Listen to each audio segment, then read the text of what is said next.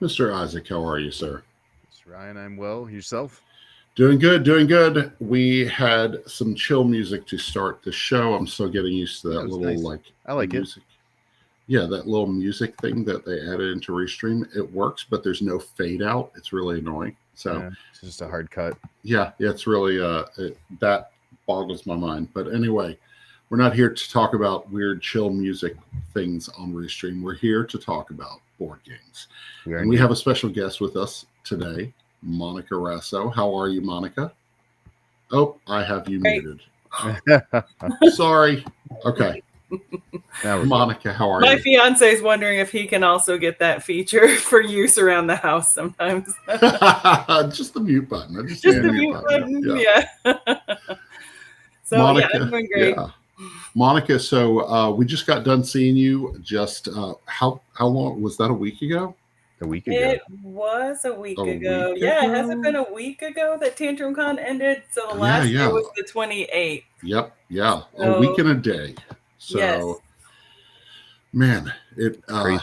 yeah, I know. It feels like it's been a lifetime ago, but it also like it feels like we just got back. So Yeah, everybody's trying to catch up, and yeah, we look forward to the event every year. We plan, and then we all need a couple days to crash. And some of the team members jump right back into work, yeah, just like attendees have to do from yeah. conventions. So No doubt. yeah, That's cool. So we're going to be talking about a couple of different things. We're going to be talking about Monica's connection to TantrumCon. We're going to be talking about cruising and board games. We're going to talk about GAMA.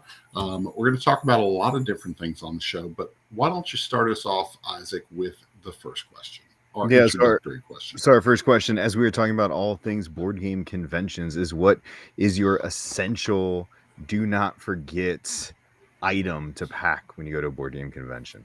deodorant. That's always a good one because you're hugging all your friends. You're not wrong. So would it Fair, be game fair. related? Like I think you need a good bag. Like I prefer the board game bags that have some sort of straps on them, Yeah, whether it's boardgames.com, which is now All Play, like their big bags.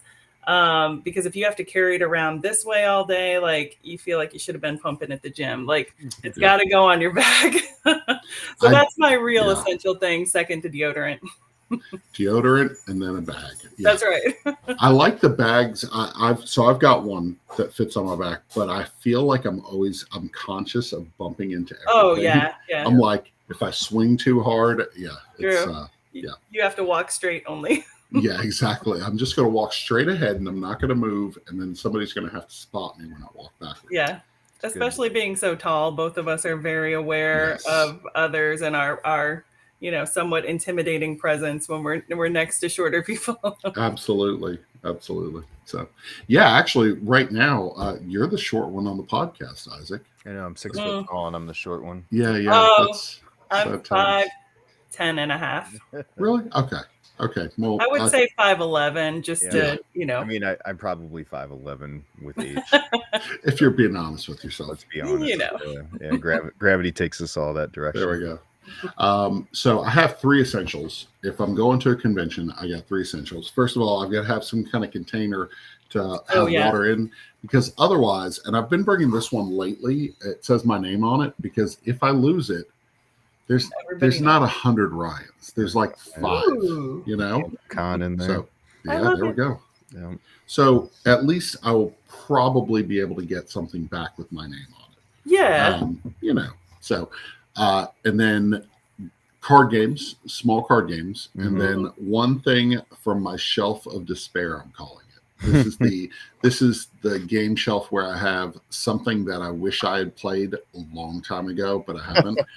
And I'm hoping somebody knows it. So we'll talk about that later in the show. So it's not even opportunity. It's just like opportunity is past. It's now. Yeah, opportunity is past. It's like I've got funny story. One of my first conventions, I bought a what is it?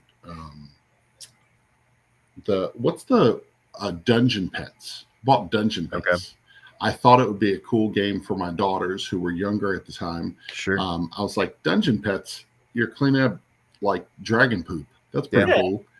I didn't know it was like a 2.5 hour Euro. I was like, Ooh. oh. So I bought it, and I still have never played it. So Yeah, that's despair.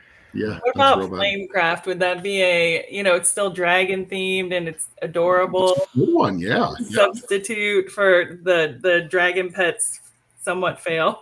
That's the one that I should have bought. Yeah, that's the better choice. So, Is it a good game though? which one? Flamecraft? Dragon Pets. Dragon Pets? I've heard it's really good. I've heard it's like, yeah, I've never played I it, haven't but played either. it's like worker placement. You're managing your pets and managing the pens and stuff. I've heard it's really fun. So fair enough. Yeah. I was gonna go water bottle. That was definitely high on my list. So I got my fully stickered, including my Bob sticker on there. Can't forget that cool. one. And that's like key. I can tell when I haven't been drinking enough water, because I drink a ton when I'm at work, a fair amount when I'm home, and a poor amount at conventions. But there were tons of water stations, which I really appreciated. But the other thing for me, I always travel with my massage gun. Always got to make sure I've got that. Smart. So end of the night, hitting the calves, hitting the upper traps, as we're stuck like this all day playing games. It's a great little kind of end of the day thing. And TantrumCon, different than some of their conventions where you're not putting as many miles on your feet. But for those ones where we're walking all over, especially like a Gen Con, that was essential at the end of the day. It's a good idea. Good idea. There you go. I try to find a hot tub if possible, like in the hotels with the hot tubs, to substitute for that machine, that massage machine type of thing. Yep, gotta have it. Bob and Brad massage gun. Not familiar, but there's a lot of good ones out there. Big Hypervolt fan myself, and I actually bought my wife a massage gun after Origins. So the Christmas after Origins 2 years ago, bought Aaron a massage gun because of the one you had. So, yep, it's good, helpful stuff. Yeah. So let's talk about TantrumCon.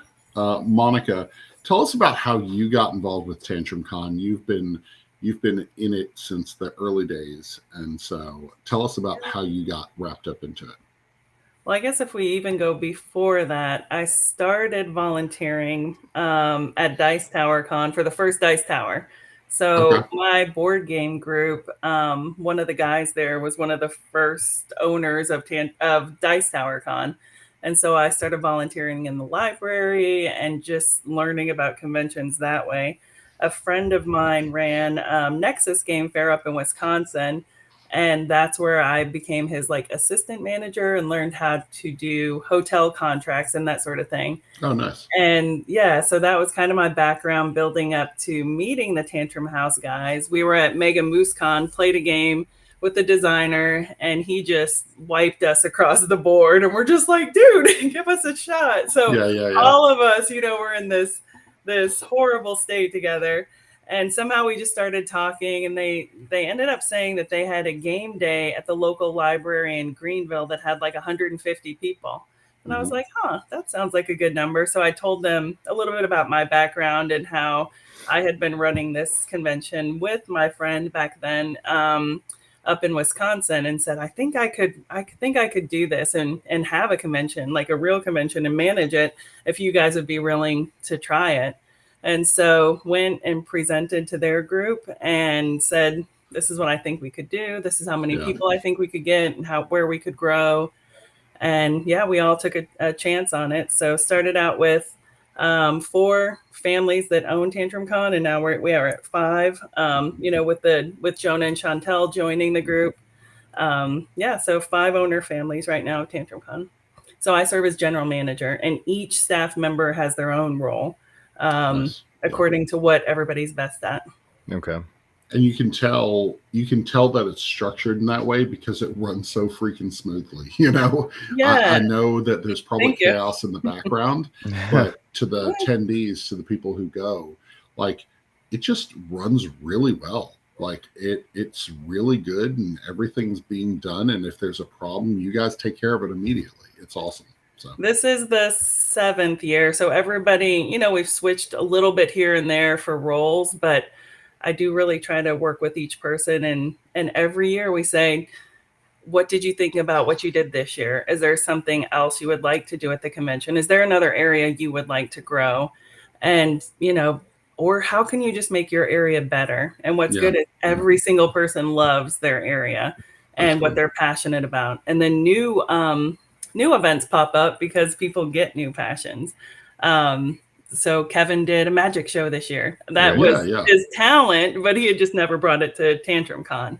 He's shown my kids some magic tricks over the years. It's been really awesome. Yeah, it's amazing. So we just try to work with everybody's strength, and because we've done it for this many years, it's not that chaotic, because we have done those roles and we know how to communicate together. So yeah, if it looks smooth, it probably was. The only bumps were, hotel type of issues that were beyond our control. But when somebody else doesn't have it, another team member steps up. And we've got backup plans on backup plans, especially when you're a convention that happened, during COVID. We had to get through those years. We had to have backup plans of what if this person's not healthy, or what if something happens in this person's family. So we planned for all of those things, and I'm glad that you guys could see that, and it's a compliment to how well the team works together. Absolutely. We part of this question is, how many years have we been going to TantrumCon? This was my fourth in-person TantrumCon. Our first one was actually in 2019. You guys were in South Carolina at the time. Yeah. And it was a quick drive. It's a little longer of a drive now, but you guys are in a much bigger space. And I think it's more accessible to more people. But it's we love TantrumCon. It's been cool to see it evolve. I think when we were going in 2019, I think there were 400 people or so. Does that sound right? Yeah, and Spartanburg at the time.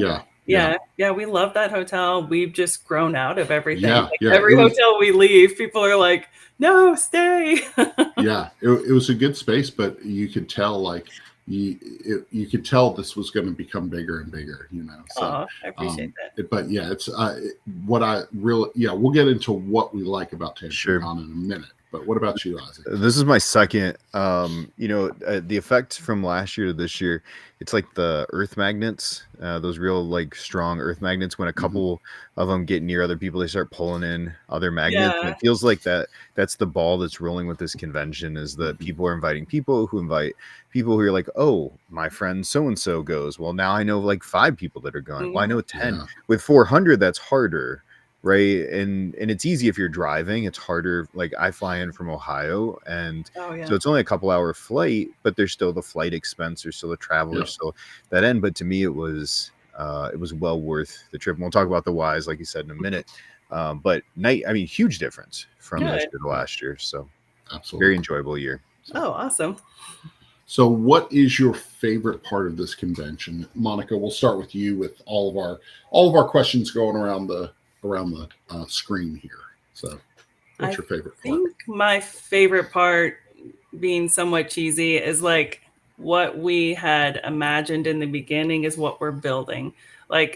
Some of the things that we had wanted to say was, we want to stick to just board games. We branch off and do a few RPGs, and we have, but we have some card games this year, but we just really wanted to keep it board games.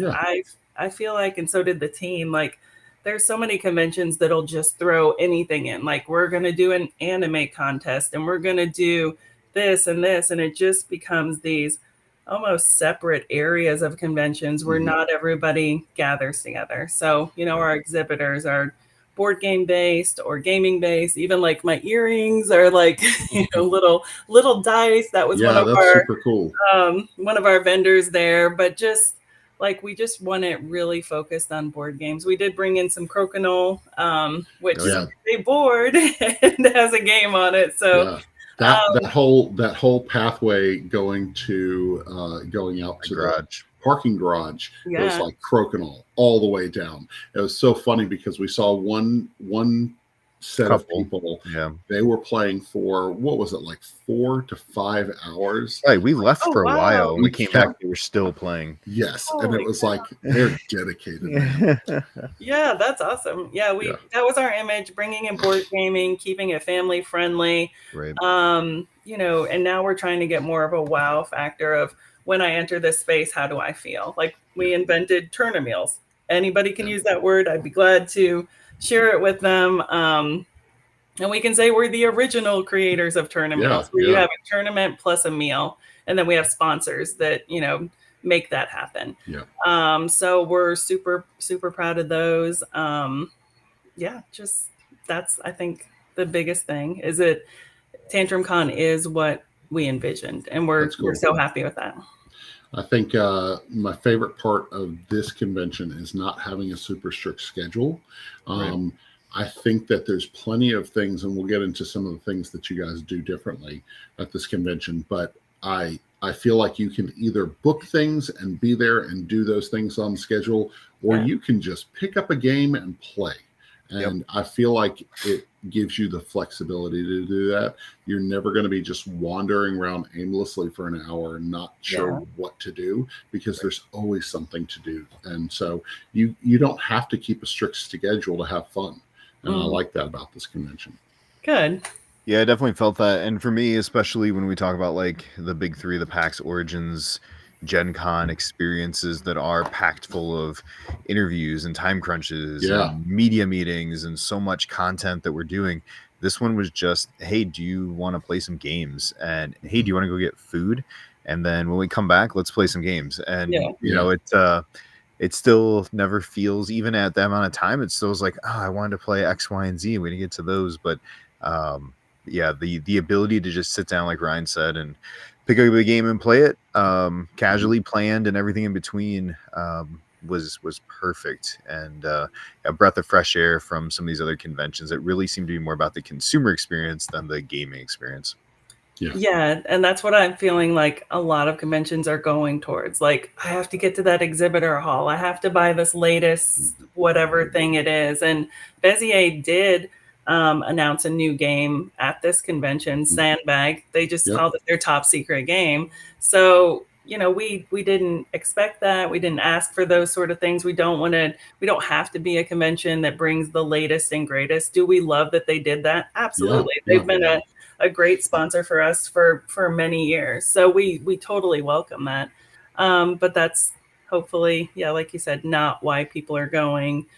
Gen Con's the race to get to that special game, standing in long lines. And we want you to have your family vacation here. There's families that bring their entire family, and they're like, this is our annual vacation. And they're now bringing cousins and aunts and uncles and all these different people. And that's what we envision, where you can play games, you can relax, but we want a little bit of excitement there too. and to a person who is watching this or listening to this or later, the idea, they may be like, oh, hold it, a convention where it's like a vacation? That seems crazy. But no, that's literally, so my wife was sick last year when we came to TantrumCon. My wife was sick, and our oldest had to work. She couldn't get off of work. So I traveled up there with Bob Kroll and had Josiah and Kendall with me, my youngest two, and we had the best time. We had such a good time. Good. And it was family moments, and it was fun. And then the kids went off and did their own thing. Josiah came home with a first place trophy for painting in his division. Like, it was just so much fun for all three of us, and it was rejuvenating, So that's awesome to hear. I appreciate that. So what's our next question, Isaac? We got Hank in here. You talked about some of the features. So Monica, what was different? We can talk about it from the experience end, but what was focused differences that TantrumCon was trying to do here in 2024?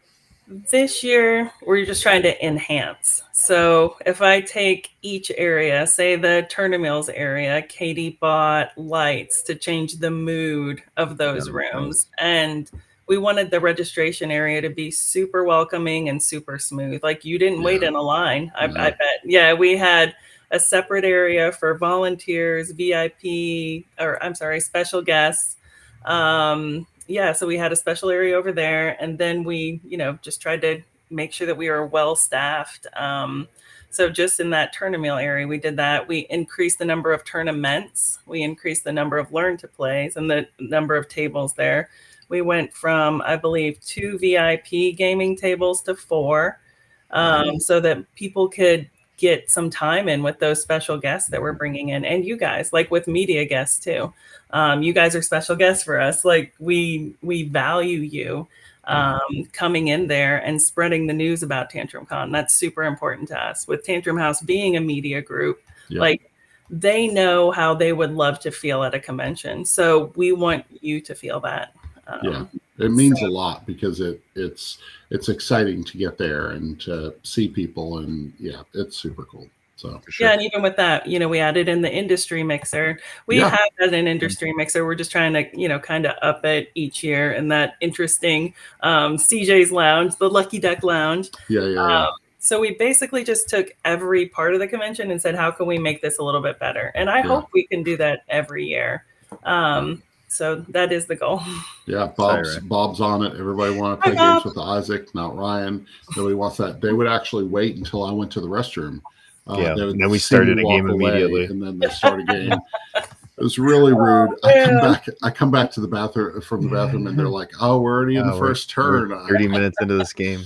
I don't lucky know. for you, we have the players wanted signs and the teachers wanted signs. We don't want anyone to ever feel like they're alone. I don't doing anything alone, so I don't need my friends to accept me. Random people will accept me. Yeah, that's fair. That's exactly it. That's and those random people become your friends. Exactly. You just meet some really neat people that way. Like, well, those guys don't have time for me. What shall I do? And then actually, that's funny. It was TantrumCon. I think it was TantrumCon 2 years ago, where there's a picture of me setting up a game, and everybody was doing all their different stuff. And I think Chad took a picture because there we go, Chad Elkins in the comments. Oh man, if you say the word Chad, he's there. I knew it was going to happen. Beetlejuice into the chat. Oh my gosh, Chad, look at this. It's almost like you're here with me. So I'm sitting at a table and I'm setting up a game, and everybody's off doing different things. Chad takes a picture of me from across the place. I'm sitting at an empty table by myself, and my head's down like this. He was like, "Sad solo player Ryan." I was like, "Oh, that's so sad." And you were just basking in that moment where you finally got to be alone and take a sip of water. Exactly. I was like, "Oh man, this is nice." So. Ryan, what was different for you? What did you notice as a media, as a consumer? Yeah. So the space that you guys had at this hotel, the way you guys divided up the space was really cool. And so giving a visual for some of the space, there was the big gameplay room, which can be a little overwhelming at times if like loud noises or people around, or if it gets crowded. There were these separate spots where there were 3 bays that had plenty of tables. They were usually pretty open. And then they had in the middle was the hot games list, where some of the hottest games are being played and taught. You could sign up for those. And then another one that had scheduled events. But it was nice because if you didn't want to be with the vendors, if you didn't want to be in that bigger play area, you could go to a smaller place and just have 4 or 5 people hanging out. And I really like that. I really like that option. And then I saw people that were gaming. You guys did a really good job of putting the prototypes and people who were showing off their games in the hallway. So people walked through and immediately gravitated toward them. Yeah. Galactic Cruise was there. Trash Dash was there. You had a lot of different, I think Trash Cult was there. There was a lot of different games out there. And you had some big names. Some of those are independent publishers, or, Galactic Cruise that's their first great game. They're new publishers, totally. But we had Thunderworks and Wise Wizard Games that just started, Wacky Wizard. So you had still some big names that had just, a table just to try to test a certain game that they wanted more exposure for. So they sneak in there too. Yeah. Chad is saying aw. Ryan's the only Aw. person who goes to a convention to check solo only games out of the library. That is Sorry, Ryan. 100% false. Dang. I Come can't control you on your own show. I can't do that, but I did. I was at a convention recently where I saw one person playing games solo by themselves, and I felt so bad I didn't know what to do. And I was like, do I invite them to the game? Or Maybe they is just this- needed that break. That's exactly what I was thinking because they were very relaxed. Yep, So, and they were probably happy. yes. There are yes. groups of people like on meetup.com where they go and it's kind of for introverted people, and you go and you talk for a little while and then you just sit all together and you Yeah. read your book. So those solo gamers, that gives them an opportunity to feel like they're part of all this, but this is the type of game that they Yeah. like. Yeah. So I think if they're playing it and they're happy and they like being in the environment, I For mean, sure. yeah, No they doubt. could always put up a players wanted sign if they really wanted you If to. they really wanted Yeah. to. Yep. Yeah, I think the standout difference for me this year was walking into that vendor hall where, frankly, we spent all of our time last year because it was the combined area and everybody was in there. And I was not in there for long periods because we played most of our stuff over where Ryan was talking, where the hot games and the VIP tables were. But walking in there and seeing not only 25th Century, who had Amazing. a great Always setup, pretty. but Yeah. seeing Bezier and Mhm. seeing all play like you're at a big convention. Oh, yeah. Oh yeah. All play Here's had the it. They displays. showed. And Yeah. all play, we've talked about this on the show. I said all play is hands down the best display in board game 100%. because the way those things Yeah. pitch up, the way Yeah. they lure you in, like even if it's tight space, it still just works. Yes. And to me, that was one of the standouts I saw, was seeing more vendors who were like, okay, this is important for us to be here to show off our games. And because of that, we're going to talk about a game that made both Ryan and ours list that was like, what the heck, where's this game been all my life? And I Nice. wouldn't have played it or got exposed to it had all play not been there. Exactly. Oh, that's good. So the box, it's called Box One, Neil Patrick Harris. Yes, I've seen that at Target, and I've heard it's actually a really fun puzzle game. So, Do you enjoy Neil Patrick stuff? Yeah. Oh, Bob, I gotta agree. yeah, hottest thing in the 25th century booth, Chad Elkins. Yeah, he was sweating pretty good. Oh, hottest. Oh, Number not 2, hottest. Nova Roma. Oh yeah, bro, Nova Roma. That's Stan. It's good. Sorry, let's get off of that topic. For someone who has never been to TantrumCon, what should they expect? Like what? And we talked a little bit so far, but like, what's your hook? What's your like? This is why you would love TantrumCon. You know, I should have the perfect answer for this, but I'm just going to go back to our vision. Our vision was family-friendly board gaming, and we just wanted people to have a vacation, like a really like relaxing, fun vacation with, you know, hype it up here, and just the things that you love. You know, we've got that werewolf hallway, social deduction hallway. If you love that, you can live there. Hot games, you could live there. We've got the exhibitor hall. You could spend tons of time there. Yep. Just, you know, that's our vision. Family friendly board gaming. I got to reiterate Love that. That's a place where the entire family feels comfortable. They feel like it's just a fun space. They can get into whatever they want. You guys have a great program for the little ones. I don't have little ones, but I've been very impressed with the way that TantrumCon handles the little gamers in our lives. And gamers so, in training. Yeah, that's right. And so because one of my really good memories a couple of years ago, actually, it's 3 years ago now.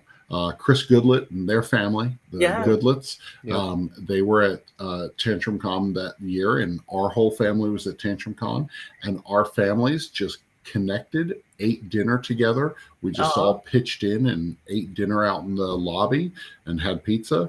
It was so much fun, and that's a memory from a convention that's very important to me. You know, that's awesome. Yeah, they've been super helpful in the kids' room, and Chris always, in any way, whether it's TantrumCon, GAMA, anything, like how can I jump in and help out? So we super enjoyed having them at TantrumCon. Yeah, and I think for me, one of the standout things, and the con starts with the word tantrum. This is a Tantrum House event, and you see everybody that represents Tantrum House present. You don't see them hiding in a spot. You don't see them just playing with their certain group of friends. You know, I saw Will everywhere I looked. I saw Will everywhere I looked. I saw everywhere I looked in the evening. I saw Sarah. You know, I saw the Delps. I saw, like, honestly, the first person to greet me, we walked in, was Larry. Like, and I love getting to see Larry at these things. And I saw, you know, him walking around with his little girl and with his wife, and like this, that just like so locks in this family feel that the convention has, that I would feel super cool and at ease having a child, having a younger kid, if I still had any, at the convention like this. But Tantrum makes this a homey convention, which I have not experienced anywhere else. Like, I love that. And that's a factor. Speaking of Larry, I got to game with Larry. Finally, took me 3 years. So every year I'm like, Larry, more work. It was after hours. It was 11 o'clock. So it was 11:30ish. So he was all fair. So, but yeah, I finally got to play a game with Larry. So. That's awesome. Yeah, we hope that everybody gets to play games. Honestly, I think Katie was the most, and Jonah were the most overworked in tournaments this year. We went from just 3 a day to 5, like or maybe 4. Like we had a snack one too. Yeah, we had like an afternoon snack one. So I feel like they were a little overworked. So hopefully we can free them up a little bit more to play more. But we do want everyone to have some play time.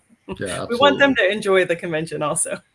So, Monica, you are a convention goer as well as a convention builder. What conventions are you going to be at this year? So. I'm looking at my calendar on my wall. So, of course, TantrumCon has passed. The next is going to be GAMA Expo in March. So that's March 4th through 7th. Then April is Meeples at Sea Board Game Cruise. Mm-hmm. May, we've got too much personal stuff, and I also run scrapbooking retreats. So not only am I an event manager, like in the gaming world, but I also have my scrapbooking ladies. Then the family. Yeah, I've actually investigated your scrapbooking crew.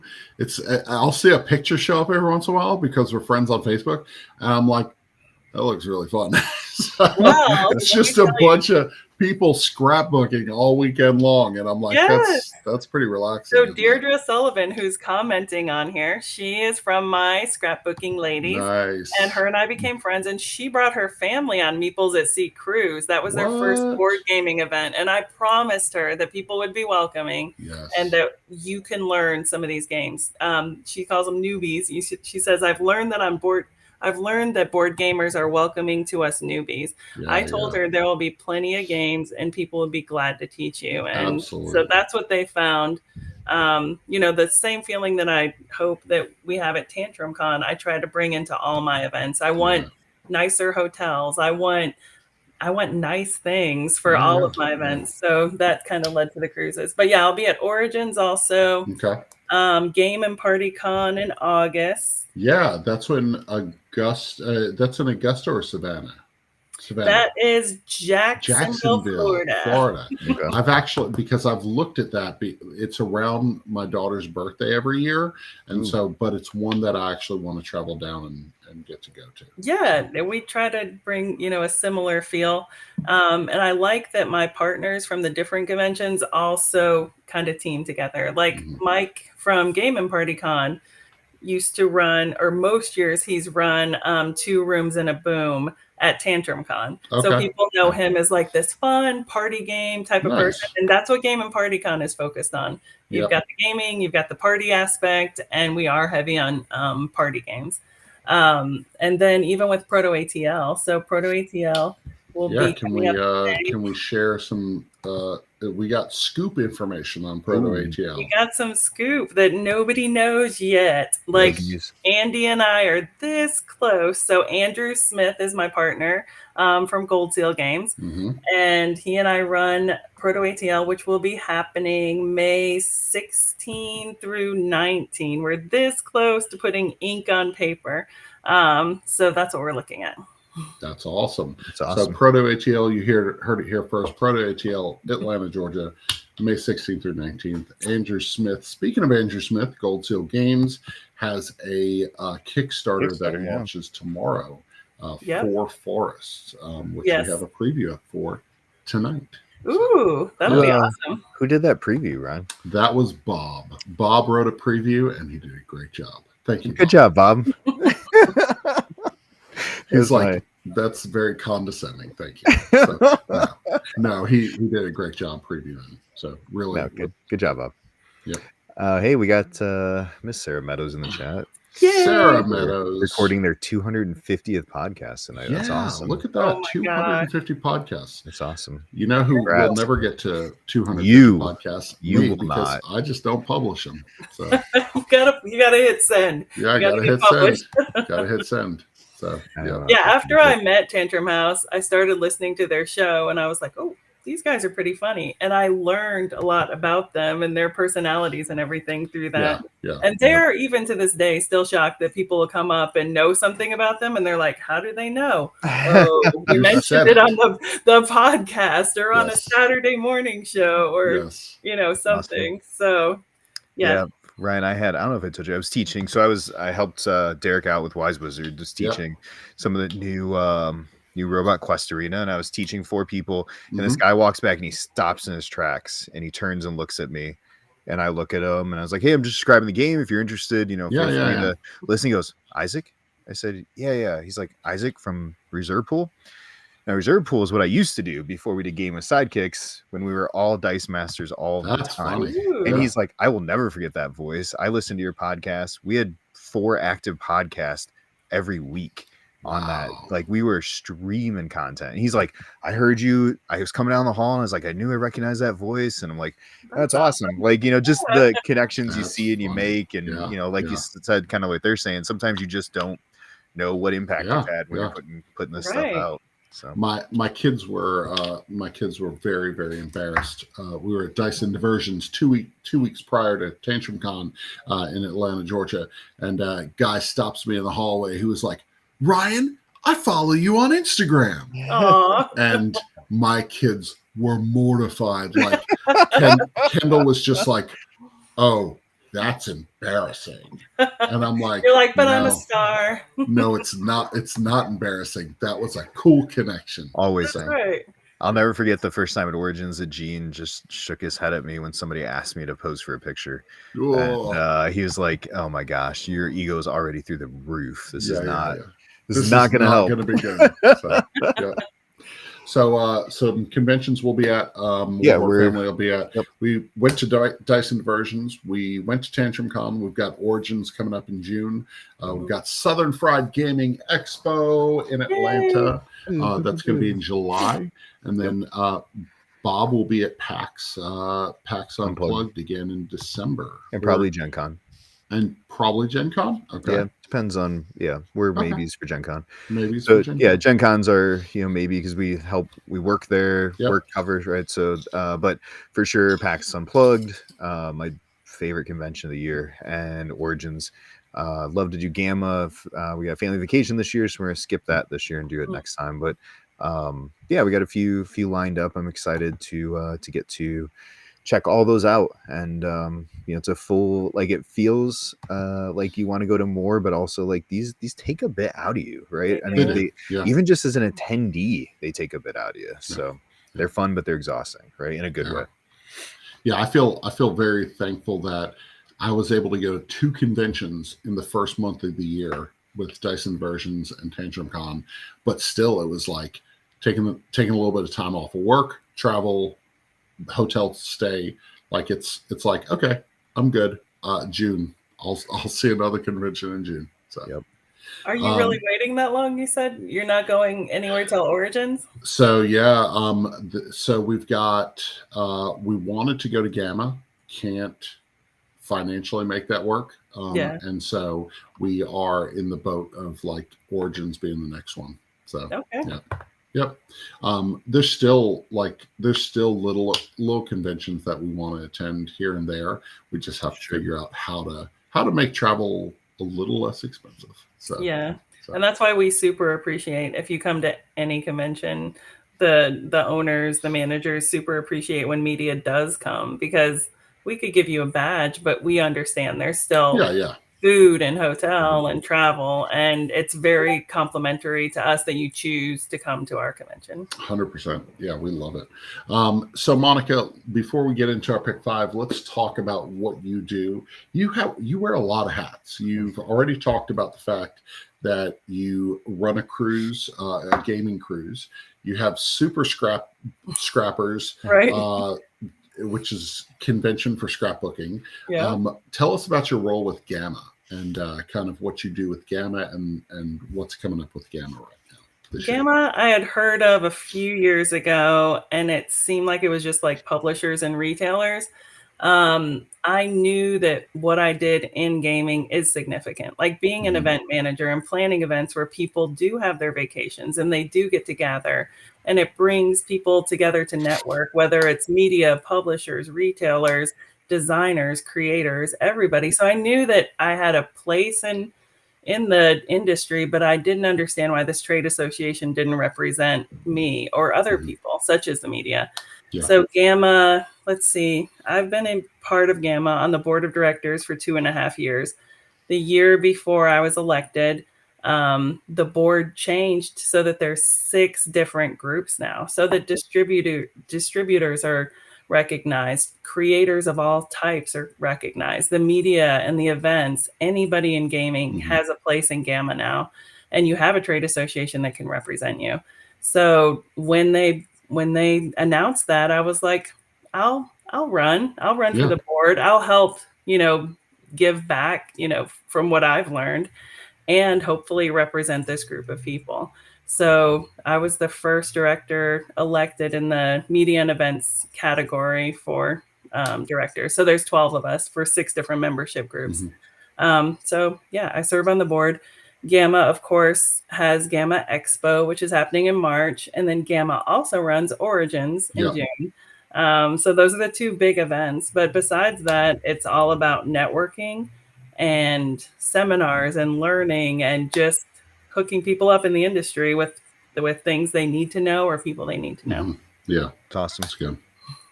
I feel like that's a huge boost to it. When we started One Board Family, so I know, Isaac, your story is that you kind of came from a specific game and you kind of branched out from there. With One Board Family, we started because we had a lot of friends who were like, I want to learn more about board games. And we were always suggesting stuff. Yeah. And they were like, I like your Instagram post where you review random games. And I was like, oh, that's just me having fun on Instagram. They were like, you should do that. And I was like, okay, because they were taking my game suggestions, they were purchasing them, and then telling me how good it was. And I was like, nice. What if we helped families find those games that they could gather around and have really good times with? And so that's where One Board Family started. But we had no voice. I mean, I look back at like the production value that we have now when I do a video review or preview, and then the videos that I was doing in my dining room sitting with my kid, not a single light, like the yellowest of yellow lights. Oh, it's lighting. Terrible. Yeah, it's awful. And I had no idea how to start or where to go. I'm a web designer by trade. I know how to do that. That's it. So this is huge for people who are trying to get into this industry. Yeah, I feel like media, you have to love it, because Sarah was actually telling me, she's like, I added up my hours and how much money I make, and it's like $2 to $3 an hour. Like you have to love board gaming and the environment, and to be able to do a media role. And a lot 100%. Of people don't know that. Yeah. There's a little money involved with this for me, right? I think Josh, when we were doing our interview, he said it really well, and I've repeated this a few times. I don't know if you heard him say this, Ryan. We were talking with Zev. He said, as content creators, we're pruners in a garden. There's a lot of plants out here, and there's some beautiful things that can get choked up by other stuff. And I want to help cultivate. I don't want to chop down things. No. I want to help cultivate the stuff that I think is beautiful, so that people see it. And I want to get excited about things that maybe I can, even for me, sometimes I feel like I'm just trying to get it in the hands of other people that have a bigger voice and say, hey, this party game is amazing. Y'all need to play it. And if the right amount of people are playing it and talking about it, the cream rises. And, it's awesome to see that. Yeah. Yeah. So you deserve to bask in those moments when someone recognizes your voice, or if someone saw your Instagram and your kids are going to be embarrassed. Like, enjoy those moments. You guys deserve that. And, if it makes you smile a little bit, that's great. It's fun. Yeah. Sure. So tell us about Meeples at Sea. This is something that as our kids get a little older, Aaron and I have actually talked about, we'll be on one of those boats with you. So tell us about Meeples at Sea. Meeples at Sea, I was hanging out at Dice Tower, and these two ladies, Melissa and Sherry, and invited me to come to their cruise, which was called CruisyCon. And I went on the cruise. I loved it. They needed some help administratively, so they asked me to be their cruise director. So I had a title. So I would do the admin stuff and send out emails and just keep everything organized. After COVID hit, they were no longer interested in doing CruisyCon. I started Meeples at Sea a little bit before that. I came to them actually and said, let's do CruisyCon like 2 or 3 times a year. And they're like, Monica, we've got real jobs. Like, we're out here running companies and doing those sort of things. And I was like, would you mind if I started Meeples at Sea and just didn't compete with CruisyCon? Like, I'll never do it in the spring. And they're like, yeah, that's fine. So once COVID hit, neither of them were really excited to go on cruises. So I actually merged CruisyCon with Meeples at Sea. So kind of use some of their resources. So if you go to meeplesatsea.com, it actually redirects to cruisycon.com, which has a better SEO rating, or so smarter people than me tell me. There you go. So Meeples at Sea is a board gaming cruise. We don't want more than 100 people. We just want to keep it small. Everybody talks about grow, and I don't think that's always what you have. It's not it's not always. So we just keep it at 100 people. And that's the goal, just kind of smaller, more intimate gaming type of cruise. So awesome. I run it similar to a board gaming convention where we do have some learn to plays. We have some tournaments. We have a few play to win. We have social deduction games at night. Like we did Blood on the Clock Tower, Werewolf, that sort of thing. Nice. And you always have the open gaming available. But if you wanted to go do something else, on the cruise ship that day, I always like people to feel included. So if somebody came alone, we have things like group dinners where it's an optional group dinner, but most of us do go to the group dinner together. Even when you go on excursions, we have a Facebook group called Game Cruise Group, super easy to remember. And, we post on there, hey, I'm going to do this excursion. Is anybody else doing that? And then kind of like cool. You have this whole group of friends that you're going to see the Aztec ruins or, something together. But if you just wanted to stay on the ship and play games the whole time, we've got a little board game library. And it's a vacation, relaxing vacation. So I call it a floating hotel. Have all you can eat food. You got your hotel there.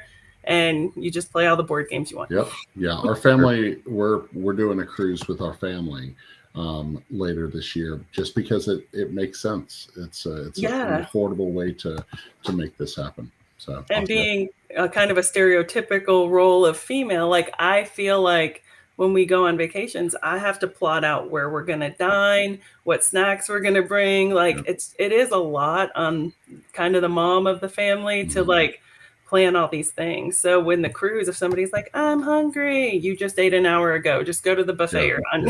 You're fine. It just takes such stress off of, it really does. The main planner parent in the family. Sure. That's right. Welcome, Kurt over at Smirk and Dagger. Hi, Smirk and Dagger was over at TantrumCon. They had an awesome booth. They were showing off demos of Tesseract. We've got a copy of Tesseract. I'm really excited to play that with my family. Beautiful production. So he had awesome. big size boop. Big cool. Boop was over there. Yeah, with the giant kitties. That's super cool. So oh my gosh, and his table flip. I didn't see his table flip. Oh, I'm Okay. sure it'll be on YouTube. I'm sure will do I'll look like for some it. sort of a clip Yeah. together of the table flips. So it was I'm pretty gonna have to awesome. watch that. That's Yeah. awesome. So let's talk about the Game Chat presents Pick 5. These are 5 games that we saw or played at TantrumCon that we loved. Okay, Monica, I'm not sure you played 5 games, but we You can saw 5 games. pretend you Yeah. saw 5 games. So let's pretend that you saw 5 games, played 5 games. I saw a good amount of games. I did play one game. Jack and I played Agueda. Boy, though. Yes, Agueda's and it is good. so pretty. I have amazing. the deluxe edition, the Kickstarter deluxe edition. Yeah, I really enjoyed this game. If you like we'll say kind of pretty games like, the Splendor, Azul, like those types of feel with the cool components, a little bit of thinkiness to it. Yeah, that I actually did play. I played 2 games. I played Agueda and Tishu. Nice. Yeah, Glade is beautiful. The production value is awesome, and the placement of trying to get your placement right with the umbrellas is so Yeah. good. So I think, Isaac, do you want to do our? Yeah, just do that one first. Okay, so Couture, both Isaac and I have this on our list. Ooh. Couture really surprised us. Like, this Crazy. is from all play games. We have played this 6 times since I've been home. 5 times. I've taught this around. Yeah, this is great. Yeah, we played it again last night. Couture is really good. It's a blind bidding game, all about fashion, and it's got really nice sketched out fashion pieces on each of the cards. There's some really good strategy to it. I am terrible at it because I've been beaten 3 times in a row now. Makes sense. Yeah, but Couture the game's good when you still want to play it. Like, 100%. if you keep losing and you're like, I still want to play, and it's not even like a drive thing. It's just like, I really enjoy this. I must play this. Yeah, I'm getting stomped out every time in a solo. Yeah. All right, next up. I'm going Couture is my first one. So rounds back to Monica. Yep. Okay, so I have pictures. I have a phone somewhere, unless my son took it. Evan, you have my phone? Dude, bring me my phone. All right. So I had pictures all planned. You know what? I lied. There was a game there that was shown called Caution Signs by Danielle Reynolds and Scott Brady. So I play tested that a couple months ago when Danielle was at my house. Thank you, sir. Thank you, teenager. So that is actually one of my favorite games to play, and it's not even out on the market. So I'm trying to pull up a picture real quick. We saw Caution Signs being played at one of the big tables. Yep. So she was on the VIP table for several games of it. And I think this is one that if you like telestrations or the drawing type of games, like this is going to be one that you can pull out that feels fresh and new. So, and it has like kind of a feel of Just One also. Okay. Like it kind of has that feeling too. Like, that might be a good fit for I make fun of them, my father-in-law and my dad. The only game that they can agree on 100% is Just One. They'll both play Just One. So that's kind of good. Yeah. So maybe Caution Signs is in our future. So my gosh, it is so fun. You have to play it. Yep. So the next game on my list that I played at TantrumCon, Run. This is a new import from 25th Century Games. This is a cooperative. Your cat venturers. You're these little cats trying to explore. Yeah, cat Indiana Jones. You're exploring these Egyptian tombs, and the mummies are coming alive, and they want to get to that pharaoh's gold real hard, and so you have to stop them. It's really fun. Once I got through the rules and once I taught it a couple times, like, it plays super smooth. It's a lot of fun. It's puzzly, and it actually goes to Kickstarter tomorrow on Tuesday. Ooh, so cool. Yeah, and Shannon actually sat through the first playthrough of it, where we kind of fumbled through the directions a little bit, but we still had a good time. And then I taught Isaac how to play it after understanding the rules. Yep. So. Yeah, we had a good time with that one. Yep. Nice. Mine I got to teach to Ryan, and then immediately came back for my big Thursday night game night and taught to my friends who thoroughly enjoyed it. It was Expeditions. Really good. Well, it's a big box. The new version of Scythe. Not Wow. Scythe, but in the world of Scythe. Yeah. Card engine builder. A little bit of exploration. Great game. Taught it some guys Thursday who all thoroughly enjoyed it. So. And that was a really fun playthrough. I enjoyed doing Yeah, that. thank you for teaching that, because that was on my pile of despair. So. All right, number 3. So yeah, I didn't play this game at TantrumCon, but it's one that I played recently. I learned it at PAX. It was on their kind of hot games area. Okay. So Footprints is the name of that one. It's not showing up very well. Footprints. Okay. So that was a super fun game. Nice. Who do you know who published it? Let's see. I think Isaac's pulling it up. Yep, I am. Board Game Geek. Go. Let's visit that site. Chill Fox Games, it says. Okay. Footprints. Interesting. Yes. So it's a really unique game. The tiles are already there. It feels tile placement-ish, but you put the tiles kind of randomly out, so every game's a little bit different, and you can slide across ice. You can do all these different areas, but you're kind of resource management, and there's just several ways to get points. So it's pretty thinky. People can kind of block your way, and you have to rethink, recalculating route to do different things. You can build ruins. I love the games where where there's several different ways to win and several different ways to score, and you can still affect somebody if they're seeming to run away with the game. Nice. So that was one that it was just on kind of their hot games area. My friend Joe Chambers from Atlanta, like any game he recommends, I always want to play it. 100%. Shout out to do you know him? Joe, yes, I love Joe. So awesome. Joe comes down to my house 2 or 3 times a year. He'll message me. He'll be like, "What are you doing this Sunday?" I'm like, "Nothing. Joe, come see me and hang out. Teach me something." It's so fun. Yeah, I love it when Joe comes. Yeah, so that's a Joe game. So now you really want to play it, right? Like, if Joe says it's good, I'm like, oh, well, I'm going to play it. So we're playing it. Yep. So next up, Planetfall for me. Planetfall was a game. You've got a copy of it right there. Bob has our copy. That's not how you show game boxes. Have you never done this before? Going off of my phone show. Yeah. Age of Wonders, Planetfall. This one's so much fun. It's based off a video game. I've never played the video game. The game it reminds me a lot of It's a Wonderful World. It's just pure card drafting. You're just trying to do the best you can using those resources. It's really good, really smooth, and plays in about 30 minutes. Yeah, it's a pretty quick play. Great game. Really enjoyed it. It was a big surprise. Bree told us on our last show, take it, play it, you'll love it. Yep. Bree, you were right. Bree, 100% right. Took it, played it, love it, taught it to a bunch of people. Grant, I know, played it and really loved it. Grant put it as his #1 game that he played at TantrumCon, and we were the ones who taught him that. And there is a mat for it. That's correct. Derek just recently got I heard about that. Gorgeous. We have not seen the mat. Bree Goldman. Yeah. I'm going to write that down because we love It's a Wonderful World. I would love a mat. Yes.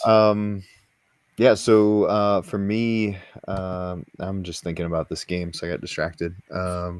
This was mine. Speaking of a Joe game, we kind of move around and teach games to each other, right? And we asked Joe, would you please teach Bob and Derek and I? And at 3 a.m., we learned how to play the White Castle. Yes. Oh my gosh. From I wish you would have compared notes. Really, really enjoyed it. Beautiful game, beautiful style, beautiful art. Joe taught it great. Even at 3 a.m., everybody was like clicking with it. Yeah. And it's a great game. I played it during the daylight hours. No, that's for chumps. So, it's for losers. So, is this on your list also, Monica? Oh, well, I'll tag you right in. Go ahead and start talking about it. The White Castle. I'll tag you in. Yes. So, did you enjoy it? So I moved from South Carolina up to Virginia because I got engaged. So I moved up here last summer.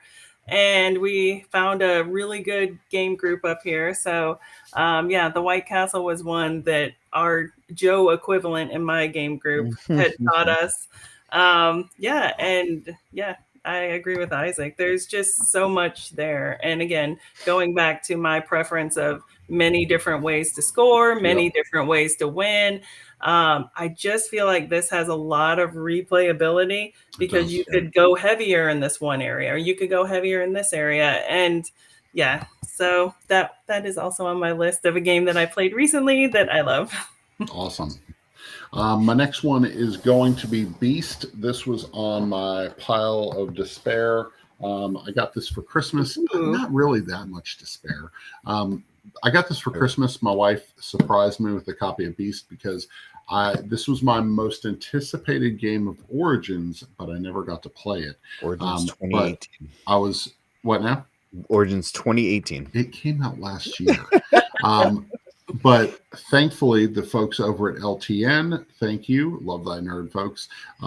So Matt and Luke knew the basics of the game. And between me, Matt, and Luke, we kind of stumbled through the rules. But we played it. We played 4-player game with Alexis. Had a really great time.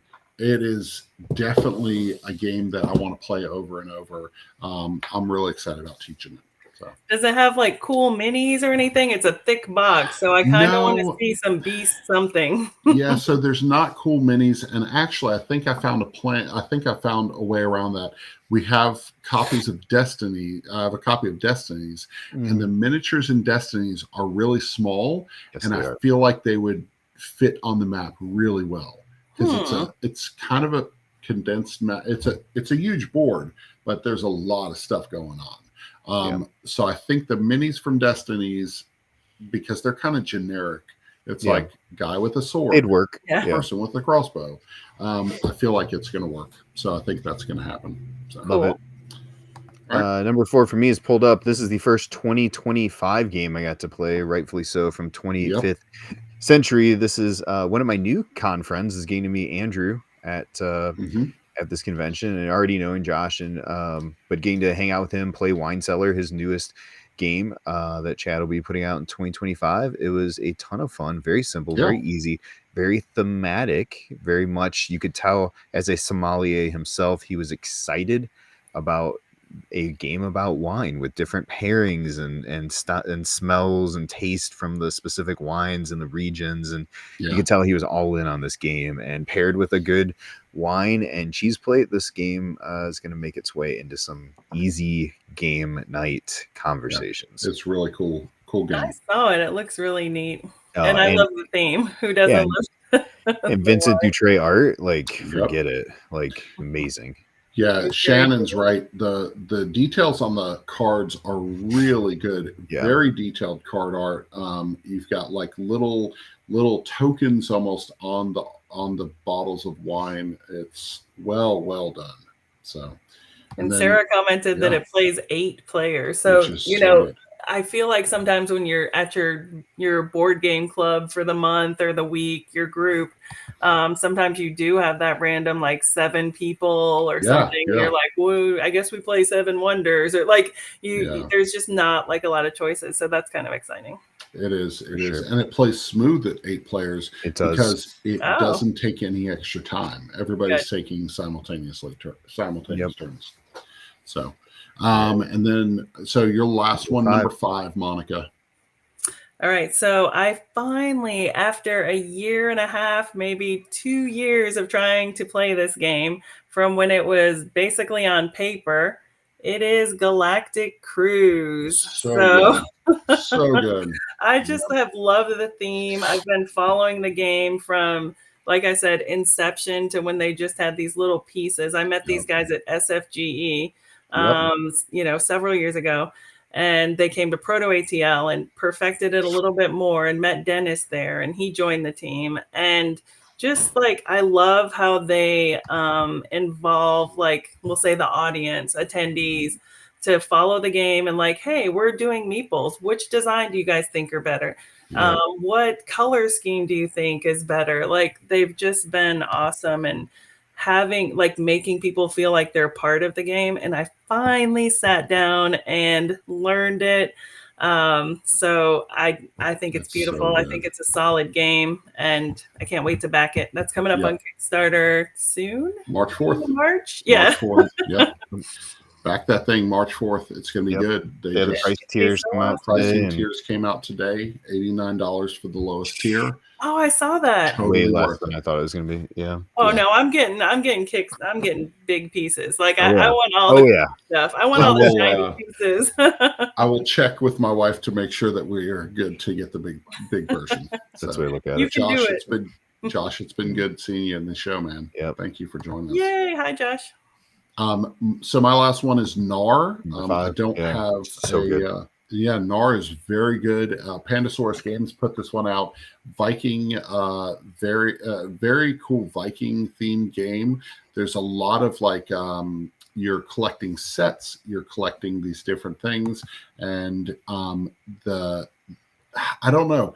I just really like the tug and pull of the whole setup where you're spending things that you really need in order to advance the game. And you have this way of pushing the game forward through these different actions. And so it's the first 1 to 40 wins, and you've got a track that goes around. It's really, really cool.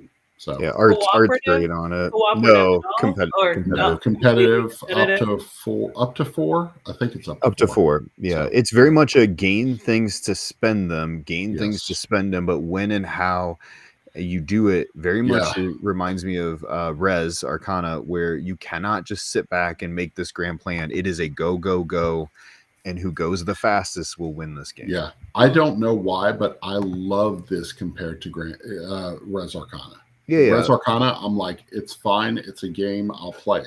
But the same style of you've got to be, you can't sit, I'm a sit back on my laurels and make plans. This is a game you just got to you got to rush for the end because it's the first person to reach a certain point total. Yep. So it's a rush move. So as always, I do switch games. So I'm going to go with a game that I was introduced of a local friend who has a very old copy. It has been remade and rehashed and republished, and this is their most recent edition from our friends over at Eagle Griffin Games. This is Sid Saxon's I'm the Boss.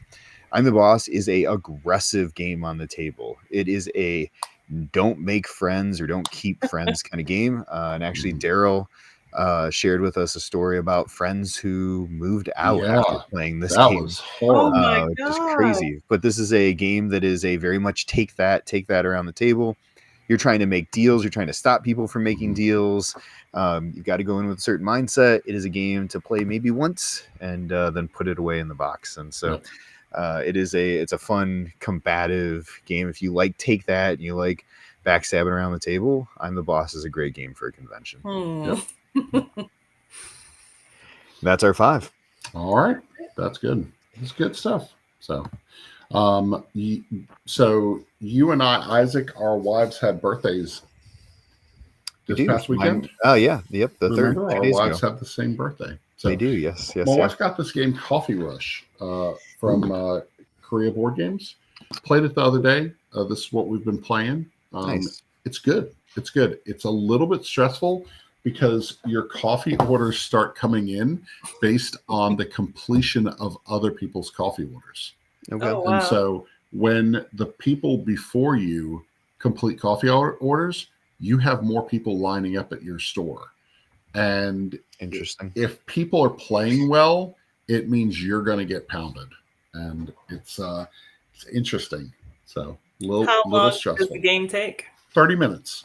It's very simple mechanics, but there's this pile-on effect that just kind of, you're like, uh-oh, this is not looking good. Right. So we most recently been playing, fun times. I taught my wife Apiary this last weekend. Yep. And then I also taught her a game that is high up on my quick playlist. Seesaw on Paper. Love it. It's 4 players. It's Pandasaurus currently. They brought it in. Mm-hmm. And man, this is just this is my go-to small box game right now. It's our date night love game. It. It's great. And it plays super smooth at 2 players too. Yes. Nippers. Oh yeah. Oh yeah. It I goes love with the art. I photo. love the style. Like I love that it's just origami on cards, right? Like Yep. you can't beat that. So Yep. Monica, what have you been playing? Jack has beat me 5 times in a row with the Halloween version of Boop, the Boop Oh, game. yeah. Dude, I'm so frustrated. I was looking forward to Nicole and Oh, Scott man. Brady coming to Yeah. TantrumCon, and I was going to Nice. schedule like an hour for them to give me all the tips on how I There could we beat go. them. Yeah. And now I have to wait. Like they, unfortunately, some bad weather hit up in Yeah. Chicago, Yeah. so they couldn't get down to TantrumCon. But man, they were supposed to give me all those pointers, so we've been playing that.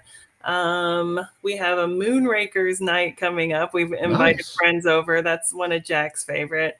What else have we been playing? I feel like TantrumCon drained half of my brain cells, but Yeah. It'll work their way those back. are a couple that we've been playing, and I That's got to awesome. beat him. That's cool. Funny. Very Spooky. cool. Well, you guys, if you haven't already, check out Meeples at Sea. Go on a cruise with Monica and Jack. Hang out with them. It'll be a lot of fun. And if you're in the Atlanta area and you are designing a board game or just want to assist in development of board games, Proto ATL. I hear it's amazing. And so you want to check that out. So Hey, there you go. Look at that. yeah. You got Becky and Jason interested in sold on Meeples at Sea for 2025. Yay, What? that'd be awesome. Yeah, do it. Cruise plus gaming, what's better? Yeah, absolutely. We're testing Boop the Halls at night during the show. What? What is Ooh, that? yes, What? there's a Christmas Christmas Boop? version. What? Yes. Is that I this didn't tear know, one? Is I that didn't the know what tears? if it was secret or not, so I was like, Oh, I want to I play wasn't it. gonna say anything. Look at all these things we're breaking around. Boop the Halls. Man, look at this. And Boop the Proto ATL. Halls got that scoop on the game Scoopage. chat. So Hey Ryan, Now where I can we have find Christmas music in my head. oh jeez, that's a I'm rough gonna one. write a song. Boop the halls with balls of cats. jumping on a tree and knocking one off? Amazing. You can find us at One Board Family all over Facebook, YouTube, TikTok, Instagram, X, formerly Twitter, all the stuff. ICQ. We have a lot of stuff dropping today. We've got 4 Forests preview that just came out. We just published our preview for Run. We've got a full video preview for Cookie Champion from Eagle Griffin Games on our YouTube channel that goes live tomorrow morning. We've got Skyrockets from Floodgate Games that goes tomorrow. It's a busy week at One Board Family. Yeah, I guess so. That's awesome. I think, you've actually, hit the upload button. So, I'm hitting the look upload. at all this stuff that's going out there. So that's great. Imagine if you put the podcast out too. I I'm know. going to surprise you one day, and it's just No, it's gonna see. We've already passed your birthday, so I can't do that. I'm not going to wait another year. You can find us at Game of Sidekicks on Instagram, the X, Facebook, TikTok, where we do a lot of our content. We just put out a quick hello and unboxing for some of these new games from 25th Century. I'll also have a recap of another Kickstarter coming up, a trifecta from our friends over at Pencil First Games. Oh, nice. And they have a new game and then 2 small box games, and they made Floriferous Pocket Size Edition, which I'm super excited about. One of my wife and I's favorite games. And Floriferous is one of our favorites. It's so good. And we just kicked a review for, what did I kick yesterday? Oh, The Perfect Wave from the Op. Yes. Yeah. Very cool. We're wrapped. That'll do it. Monica, thank you so much for hanging out with us and staying thanks for late having me. and I appreciate chilling. Thank you so much. So you guys have a great week and get some games on that table. All right. Take care, See ya. everybody. Bye-bye. Bye.